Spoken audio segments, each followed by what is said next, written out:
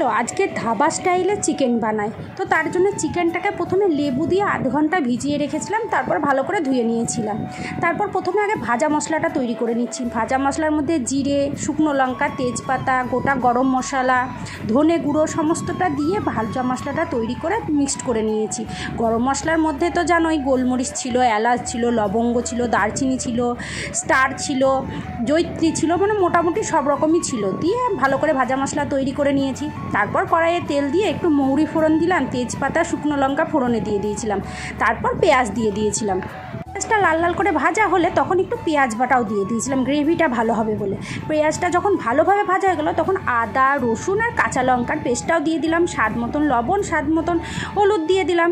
তারপর কিছুটা টক দই ফেটিয়ে দিয়ে দিয়েছিলাম। যখন সব কিছু মশলা কষানো হয়ে গেল তখন একটু কস্তুরি মেথি দিয়ে দিয়েছিলাম। কস্তুরি মেথিটা দিয়ে একটু সামান্য জল দিয়ে মশলাটা ভালো করে কষিয়ে নিয়েছিলাম। তারপরে সেই মাংসটা দিয়ে দিলাম। মাংসটা দিয়ে গ্যাস কমিয়ে ঢেকে দিয়েছিলাম। আর ঢাকতে ঢাকতে মানে গ্যাস কমিয়ে রান্না করতে করতে মাংসটা সেদ্ধ হয়ে যায়। দেখতেই পাচ্ছ মাংসটা কত সেদ্ধ হয়ে এসছে। যখন দেখবা যে মোটামুটি 70% সেদ্ধ হয়ে গেছে তখন ওই ভাজা মশলাগুলো দিয়ে দিবা। ভাজা মশলা দিয়ে 5 মিনিট রান্না করে নেওয়ার পর গরম জল দিয়ে দিবে। গরম জল দিয়ে ফুটিয়ে নিবে, তাহলেই মাংস রেডি। আর কিচ্ছু দরকার হবে না, একবারে ধাবা স্টাইল চিকেন রেডি। আর খেতে এটা দুর্দান্ত হয়, কোনো ঝামেলা ছাড়া। তোমরাও বাড়িতে ট্রাই করো।